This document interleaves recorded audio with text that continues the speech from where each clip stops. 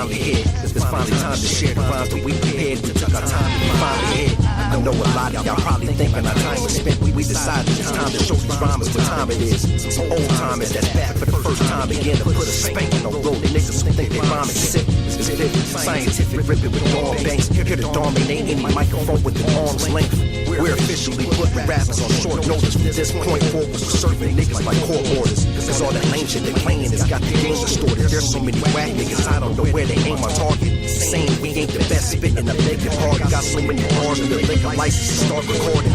Now we're back in business, we're back with a rap for vengeance. Here to smash niggas on tracks we crash like a bad collision. From the intro all day long, they play songs, cooking up dope in his kitchen like I was Raekwon. We drop bombs like Vietnam, let's get it on. Bring some wet wipes for these rappers we stay shitting on. MVP out in Denver like Von Miller. Stomping on these haters all day like Godzilla. We in the top position, making sure it's crystal clear. Call me the magician, making competition disappear. Listen here, this is heavy rotation. To the barbarians is known in every location. City life, getting that money, power, respect. What's it all worth in the end when we reflect? This is Town Biz, we bring a new sound to this. We all the way up, so it's easy to get down to this. Eloquated, brilliant, shine bright with no jewelry. Sincerely yours, R.I.P. writing your eulogy. When heavy rotation drop, we lock in the area. Paradigm shift, prepare for the mass hysteria. We in the league of our own, the bar for preparing us. It's been a long time coming. It's the barbarian. We're bringing lyricists back into your stereo. The competition is getting body, we gotta bury them. We in the league of our own, the bar for preparing us. It's been a long time coming. It's the barbarian.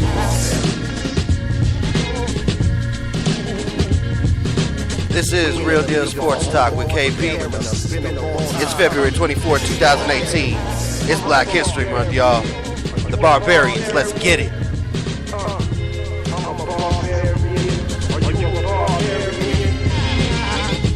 I'm a barbarian. I'm a barbarian. Are you a barbarian? I'm a barbarian. Are you a barbarian? I'm a barbarian. The barbarian.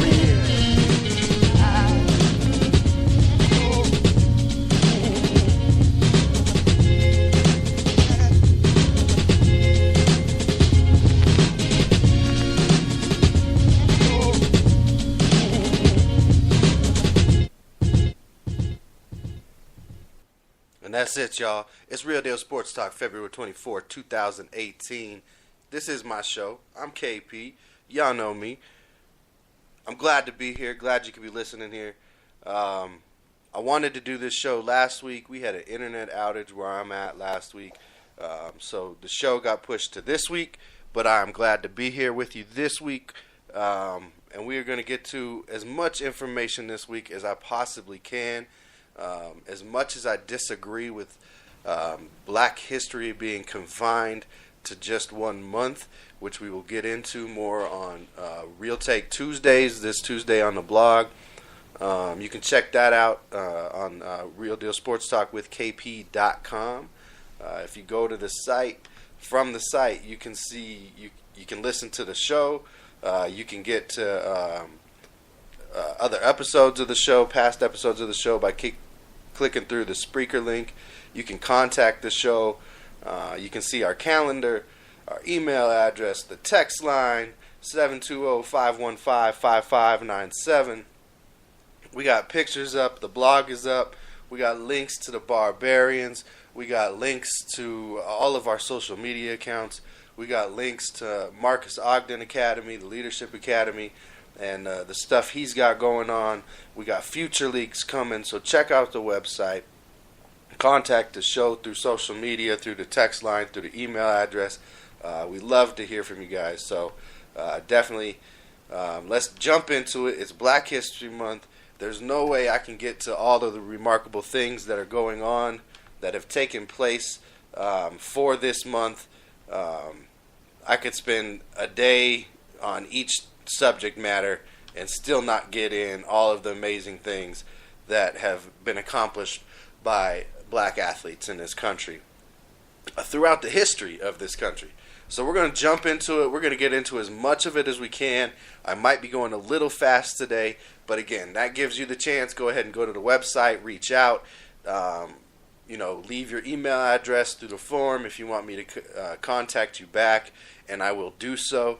If you want to get on the show sometime, mention that in your email. We'll get you on the show, and we'll see what's going on with that.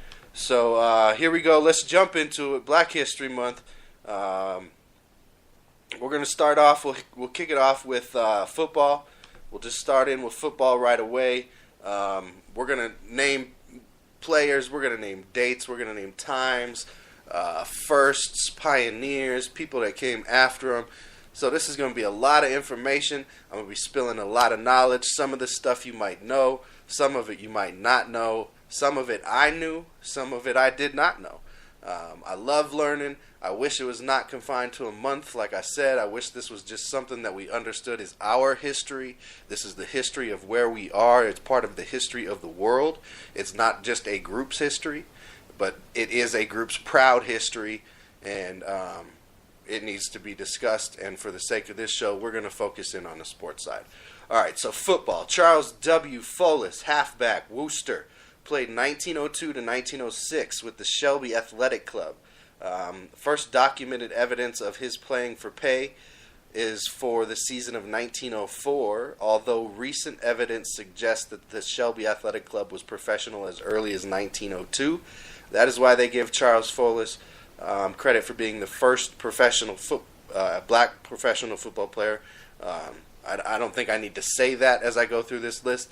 Obviously, all of these people are going to be African American or black athletes. But first documented evidence that they have right now is 1904, but some evidence is saying that Charles was as early as 1902. Charles Doc Baker, halfback, did not have any college experience, played from 1906 to 1908, and then again in 1911 for the Akron Indians. Harry McDonald, halfback, played for the Canandaigua Academy from 1911 to 1917, and for the Rochester Jeffersons. Gideon Charlie Smith, tackle, Michigan Agricultural, played one game in 1915 for the Canton Bulldogs also. Then you get to the first player in the NFL. Okay, these other players played for professional football, but this was pre-NFL. So now you get to Fitz Pollard. He and Bobby Marshall were the first two black players to play in the NFL in 1920. Pollard played with the Akron Pros and Marshall with the Rock Island Independents. And then shortly after that, in fact, the next season, Fitz Pollard also became the first black head coach in the NFL. And he was the coach of the Pros. So that's another first for Fitz Pollard, all back in 1920. A number of players were signed between 1920 and 1933. After 1933 in the NFL, professional football at large, till 1946, there were no black players signed. Now, there wasn't an official rule, there was no newspaper clippings, there's no paper trail from any of the owners at this time, but it is firmly believed that during that time period, it was known that no owner was going to sign a black player. Racism was rampant. Bigotry was taken over, right? Jim Crow laws, all that nonsense. Leading us into 1946, when Kenny Washington changed all that, a halfback out of UCLA. He had played with San Francisco Clippers in the PCPFL, I believe it was called, in the 44-45 seasons, but he signed a contract with the Los Angeles Rams March 21st, 1946, so almost a year before Jackie Robinson signed on with the Dodgers in Major League Baseball. And he then played with the Rams from 46 to 48. Woody Strode also signed a contract with the Rams just a couple months later on May 7th, 1946, and he played with the Rams just for that one season, and then he went up and played in the WIFU in 1948. So then you go, okay, that's good. Those are two players that signed in the modern era, right? That's not that's not back when Fitz Pollard played the early NFL. That's not early football pre-NFL. But, it's more modern era, right? You got NFL championships going on. You're still pre-AFL. You're still pre-Super Bowl. But you got Kenny Washington in. You got Willie Strode in. So who was the first African-American drafted by an NFL club after the secret segregation of the NFL from 33 to 46? Well, that was George Taliaferro, halfback out of Indiana. And the Chicago Bears picked him in the 13th round of the 1949 draft. He elected to sign with another team in another league. Played there in 1949. Let's see, what was that team name? The Los Angeles Dons of the AAFC. Played with the Dons in 49. The New York Yanks, 50 and 51. Ended up in Dallas, Baltimore, Philadelphia in 55. The first African-American draftee to play in the NFL. Okay, so we just talked about the first African-American drafted by an NFL club, George Taliaferro. But the first African-American draftee to actually play in the NFL was Wally Triplett, a halfback out of Penn State, picked by, yes, yours truly, the Detroit Lions, in the 19th round of the 49 draft, and he played with Detroit in 49 and 50, and then moved on to the Chicago Cardinals in 52 and 53. In October of 53, George Halas played a quarterback thrower, became the first black quarterback to appear in an NFL game. Bears coach George Halas replaced George Blanda with him midway through the game. He only appeared in one more game in his NFL career. Then after he played in 1953, the next black quarterback to actually start a game in the modern era was Marlon Briscoe of the Denver Broncos in 1968. That next season, after Marlon Briscoe played very well at quarterback, he was converted to wide receiver in Buffalo, and he became a Pro Bowl wide receiver. It's something that they continue to do, and they have always continued to do to black quarterbacks over time, is try and get them to change position. It was that old stereotype that the black quarterback was not smart enough to play quarterback. Tony Dungy, if you haven't heard him speak on this, has a lot to say on it and is very intelligible on the matter, as he was one of those black quarterbacks that was converted to another position. And really, they're trying to do the same thing, if you notice right now, to Lamar Jackson. There's a lot of talk right now about Lamar Jackson needs to convert to wide receiver. Lamar Jackson, if you're listening, if you hear this link, if somebody sends it to you on Twitter, get at me. We'll get you on the show. You do not need to convert, young man. Go ahead and do your thing. You are the evolution of a player like a Michael Vick. They're playing more of these college concepts, more of this RPO type offense. A lot of people are all hype on it, think they know what they're talking about, and they're calling a lot of play action stuff RPO. One of the things you know if you're watching RPO, the linemen do have the ability to start moving to the second level. They block a little differently in an RPO than they do in a play action. And a lot of this hype right now, you're hearing the RPO, a lot of it is still just basic play action with the look of an RPO play. There actually has to be the run-pass option on the play for that to happen, not just giving the look of it. The look of it right now is what I think we're seeing more so in the NFL than the actual play. But again, back to Lamar Jackson, young man, do your thing. You're a stud. Go get it. Go do it. Go live it. Other firsts in football. Franco Harris, when he rushed for 158 yards in Super Bowl IX in 75, he was the first black player to be named MVP of a Super Bowl. In 1988, Doug Williams became the first black quarterback to both start and win a Super Bowl for Washington. That I knew, but I had to go deeper than that on black quarterbacks, and I needed to see who the first black quarterback was for every team and when that was. So as I started going through that list, I found a site, The Undefeated. They have all of them listed. It's a great site. Go to theundefeated.com. You can check it out, the first black starting quarterback for each NFL team and how long he lasted. Arizona Cardinals.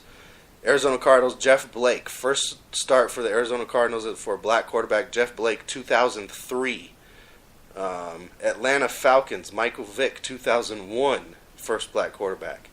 First black quarterback for the Baltimore Ravens, Tony Banks in 99. For the Buffalo Bills, you're looking at James Harris in 1969. A little better. Carolina Panthers, Rodney Peete in 2002. Now remember, the Panthers didn't become a franchise until 99, so it only took them 3 seasons to get their first black quarterback. Chicago Bears, Vince Evans played for them in 1979 as the first starting black quarterback, even though they did replace George Blanda in a game in 53, like we just talked about. Cincinnati Bengals, Jeff Blake in 94. Cleveland Browns, Dave Mays in 77. The Dallas Cowboys, Reggie Collier in 1986. Denver Broncos, we just talked about Marlon Briscoe in 1968. For my Detroit Lions, again, Rodney Peete, 2 teams on this list, 1989. Green Bay Packers, Seneca Wallace, not until 2013 did the Green Bay Packers have a black quarterback start for them. Houston Texans, Tony Banks in 2003. Indianapolis Colts had Josh Freeman in 2016, 2 years ago. Indianapolis Colts finally had a black quarterback start for them. Jacksonville Jaguars, David Garrard in 2002. Kansas City Chiefs, Warren Moon in 2000. Warren Moon is on this list 4 times. Great quarterback, underrated. Los Angeles Rams, James Harris in 1974. Los Angeles Chargers, James Harris, 1977. Same guy. Both Los Angeles teams, 3 years apart. Miami Dolphins, Ray Lucas in 2002. Minnesota Vikings, Warren Moon, 1994.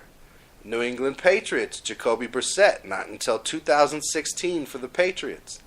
New Orleans Saints, Jeff Blake, second time on the list, 2000. New York Giants, not until 2017, Geno Smith. New York Jets, J.J. Jones in 75. For the Raiders, Vince Evans, second time on the list, 1987. For the Raiders, 1987. That one caught me off by surprise. Philadelphia Eagles, Randall Cunningham in 1985. Pittsburgh Steelers, you're looking at Joe Gilliam in 1973. San Francisco 49ers, Troy Smith in 2010. Seattle Seahawks, Warren Moon, 1997. Tampa Bay Buccaneers, Parnell Dickinson in 1976. Tennessee Titans franchise, Warren Moon in 1984 again. The Washington, Doug Williams in 1987. Some of those years surprised me. They really did. Some of the fact that some of those players are on there 2, 3, 4 times surprises me. They have proven over and over again they can play the position, they can revolutionize the position, and in my opinion, be one of the best the game has ever seen in Warren Moon. Other firsts, still running through football. We're going to try and get as much in. Art Shell became the first black NFL head coach in the modern era. We talked about Fitz Pollard was the first black NFL coach back in 1921. And Art Shell was hired by the team he played for, the Los Angeles Raiders, in 1989. Ozzie Newsome became the first black general manager in the NFL with the Ravens in 2002, and he is now the pedigree. He is now the bar for GMs, in my opinion. Tony Dungy and Lovie Smith were the first black coaches to reach the Super Bowl in 2007, and we all know Tony Dungy was the first one to then win the Super Bowl. And it's in his inaugural year in 1951, Duke Slater was the first black player inducted into the College Football Hall of Fame, and he played tackle for Iowa from 1918 to 1921.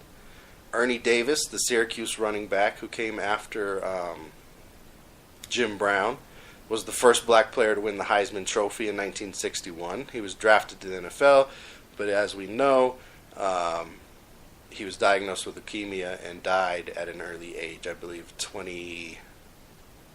early 20s, 22, 23, somewhere in there. So that's a lot on football. There's a lot more. We could have done shows and shows on shows on individuals just in the football realm. We're now going to switch our focus. We're moving over to baseball, okay? We all know Jackie Robinson. He broke the Major League color barrier in 1947, but he wasn't the first black player to play in the majors. Now, I posted this on Real Deal Sports Talk. In 1884, the Toledo Blue Stockings of the American Association had 2 black players. The first one they signed was catcher Moses Fleetwood Walker, who the article was about that we had on the Real Take Tuesdays, and his brother Welday. He was an outfielder. Welday only played in 5 games. They both only appeared that season, but then there was not another black player in Major League Baseball from 1884 until 1947, when Jackie Robinson and Larry Doby, a week later, broke that color barrier. Jackie Robinson did it first. A few days later, Larry Doby was signed by the Cleveland Indians, and he was the first black player in the American League, where Jackie Robinson was the first black player in modern Major League Baseball in the National League side just a few days earlier. Larry Doby was also an all-star multiple times like Jackie Robinson. We could go into the first player. Let's go ahead. We're gonna, like I said, we're gonna try and get as much of this information out there as we can because there's just so much. It's undershared. Boston Red Sox first African American player, Pumpsie Green, in 1959. The Dodgers, Jackie Robinson in 1947. Larry Doby for the Indians in 47. Hank Thompson for the St. Louis Browns in 47. Monte Irvin and Hank Thompson for the New York Giants in 1949. And 1951, Willie Mays started. Going through the list, Sammy Jethro for the Boston Braves in 1950. Minnie Minoso for the Chicago White Sox in 51. And again, you can find all of this information on foxsports.com, MLB. There's just so much information out there. So this is the place where I chose to get this information from. Bob Trice of the Philadelphia Athletics in 1953. You're looking at Ernie Banks for the Cubs in 53. Kurt Roberts for the Pirates in 54. Tom Alston for the Cardinals in 54. Chuck Harmon and Nino Escalera for the Reds in 54. Carlos Puala in 54 for the Washington Senators. Elston Howard for the Yankees in 55. John Kennedy for the Phillies in 57. Ozzie Virgil for the Tigers in 58. So, I mean, there's so much information out there. In 74, Frank Robinson managed the first game with the Indians, becoming the first black manager. Satchel Paige was the first black pitcher to be enshrined in the Baseball Hall of Fame. And when he was in his acceptance speech, it was a great line. He said that in the Negro Leagues there were many Satchels and many Joshes. And when he says Joshes, he's referring to Josh Gibson, who was an amazing dominant pitcher. They actually had to change the pitching mound because he was so good. Revolutionizing the game. Former star in the Negro American League, Buck O'Neil, became MLB's first black coach in 1962 for the Cubs. Don Newcombe was the first black baseball player to win the Cy Young, winning the award in 1956, and he also got the MVP that season. And then more recently in baseball, someone like Mo'ne Davis in 2014. She showed the world how to throw like a girl, and she became the first woman to pitch a shutout in the Little League World Series as a 15-year-old from Philadelphia. Amazing stories. Moving on to basketball. We're just going to keep it coming. More information, more knowledge. Replay the show if you want to hear it again. If you want to catch a name and you want to go back and research this stuff and educate yourself, do that, please. Basketball. Earl Lloyd, Chuck Cooper, and Nat Clifton. Together, Cooper, Clifton, and Lloyd broke the NBA's color line. Cooper was the first black player drafted, taken by Boston. Clifton was the first to sign an NBA contract with the Knicks, and Lloyd was the first to appear in a game with the Capitals, Washington Capitals. In 1966, great story. If you haven't checked this out, check it out. Don Haskins took his Texas Western men's basketball team, all-black starting lineup, and won the national championship game as the Miners beat the Kentucky Wildcats 72-65. Pat Riley was on that Kentucky basketball team. Bill Russell was the first black coach in the NBA in 1966 and the first black coach to win an NBA title in 1968. In 1975, he was the first black basketball player inducted into the Basketball Hall of Fame. Bill Russell, in my opinion, him and Kareem Abdul-Jabbar are the GOATs. Not LeBron James, not Michael Jeffrey Jordan, Bill Russell and Kareem Abdul-Jabbar. In 1970, Robinson became the first black coach at a Division I school. I wish I would have wrote down his first name. That is my bad. When he was hired by Illinois State University men's basketball team. I apologize, Mr. Robinson, for not writing down your name and giving you the respect that you deserve. I am unsure how I made that mistake. In 1972, the Milwaukee Bucks hired the first black general manager.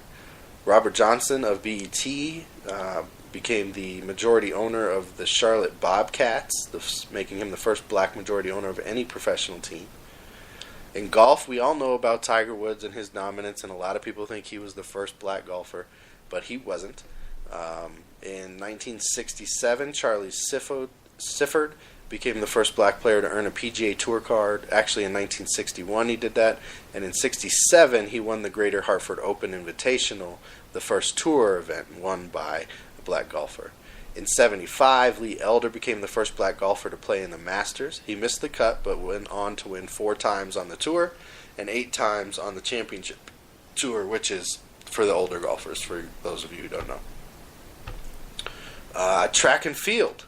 In 1904 Olympic Games in St. Louis, George Pauge became the first black athlete to participate in the Olympics and the first to medal. He won the bronze in the 440-meter hurdles.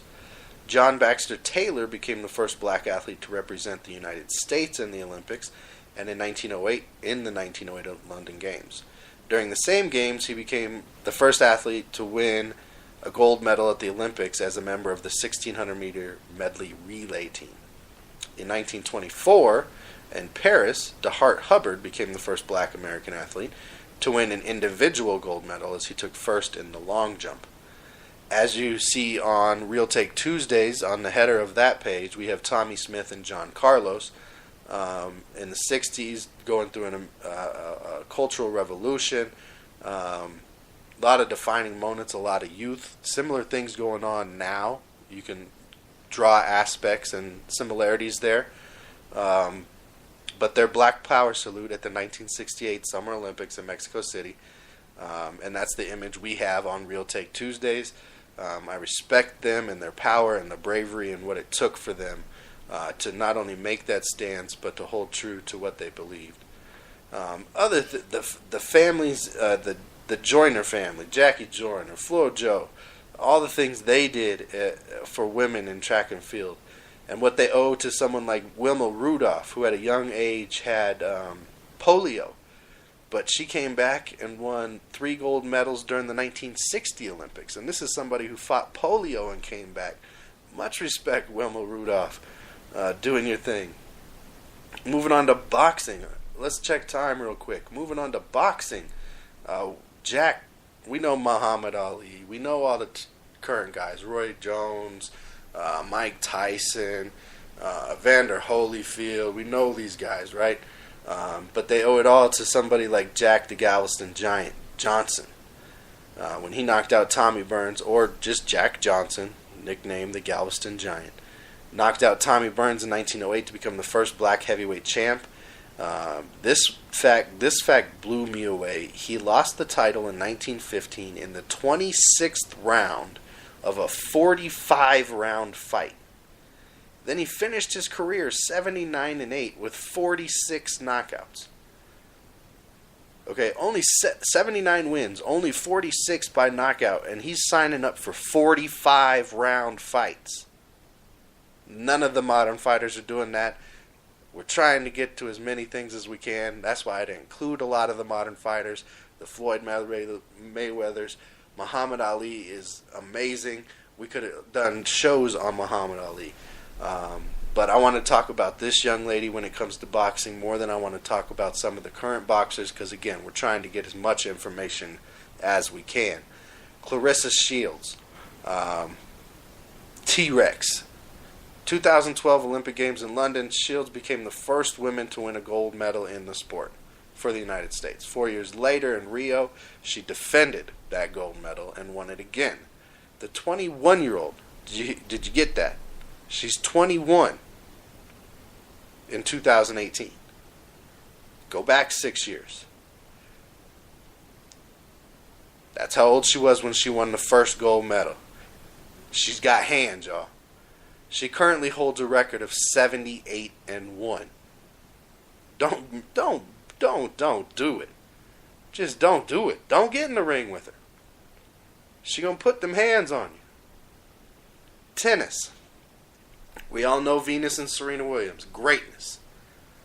Doubles titles, singles titles, do their thing. Fashion icons, businesses, endorsements, breaking boundaries, raising the ceiling, doing all the things they did. But they owe it to people like Alethea Gibson and Zina Garrison. Okay, Alethea Gibson was not only a pioneer for both amateur tennis and professional golf, but in 1942 she entered and won her first tennis tournament that she had ever been in. In 47, she won the first of 10 straight ATA national championships. 56, she won the French championship, and in 57 won the All England championship at Wimbledon and the U.S. National Tennis Championship. She retired from amateur tennis in 58 after she had won Wimbledon. And in 64, she launched her golf career, joining the LPGA, and then retired in 1971. So this is a two-sport athlete. She did it in tennis. She done her thing. So now I'm going to move over to golf and do my thing there. Much respect to Alethea Gibson. Another pioneer, Zina Garrison. She became the first black woman to reach a Grand Slam final in 1990. That's a big gap from between when Alethea was doing her thing and when Zina came through and was able to reach that Grand Slam final in 1990. That's a big gap in that sport. Zina started playing tennis at the age of 10, and she currently holds 20 major double championships, and it led to the likes of a Venus and a Serena Williams. Men, don't feel left out. You guys, there's also pioneers like Arthur Ashe over there. He became the first black man to win a Grand Slam event, winning the U.S. Open in 1968. In 75, he became the first black man to win Wimbledon. So, I mean, again, we're just spilling knowledge, names. If you want to go deeper, please listen to the show. Write that name down. Go out there. Dig deeper on these people, because these stories, I'm telling you, as I read these stories this week, and I tried to pick and choose what information I was going to use, it was so hard for me. We do a 45-minute show. We're a little over 30 minutes into it right now, and I don't want to do anybody just justice, but I want to get as much type of information, as much information out there as I can with this, because it deserves attention. Hockey. A lot of people say, oh, black people don't play hockey. Well, 1958, Willie O'Ree made his debut with the Bruins as the first black player in the NHL back in 1958. A woman by the name of Blake Bolden played professional hockey. She's been playing for a few years in Euclid, Ohio. She's a Euclid, Ohio native. And in 2015, she became the first African American to play in the National Women's Hockey League. She plays defense for the Boston Pride, and last year she helped them nab the Isobel Cup during the NWHL's inaugural season. So she won that the first season in 2015. Before signing with that team, she played for a Canadian Women's Hockey League, the Boston Blades, and she also won the Clarkson Cup in 2015 with them. Moving on to Winter Olympics. We got Winter Olympics going on right now. So I was like, okay, who are some of the firsts in Winter Olympics? 2006, Shawnee Davis won the gold at the Olympics in speed skating for the 1,000-meter speed skating event. He was the first black athlete for Team USA to win an individual gold at the Winter Olympics. He also defended that title in 2010. Vonetta Flowers, first African-American woman to win, or African-American to win a gold medal in the Winter Olympics, period, as she won it in bobsledding in 2002 in Salt Lake City. We could have done the Summer Games. Part of the Summer Games I'm going to get to is gymnastics. You had somebody like Dominique Dawes back in the 90s that led to somebody like Gabby Douglas, that led to somebody like Simone Biles. I know I didn't get to everybody's athlete. I know I didn't get to everybody's sport. I know I left pioneers off this list. I know there's greats and things that I didn't discuss. That's why we deserve more than a month. It's why I've been doing Real Take Tuesdays this month on this subject. It's why I'm doing today's show on this subject. And next Tuesday's blog will also be on this subject, as I will explain my thoughts and feelings on why this should not be a month, why this is not Black history, why this is our history. More of that to come, but you know how we do, every day. Just keep it real. Until next time, peace, love, and hair grease. Been waiting such a long time for me.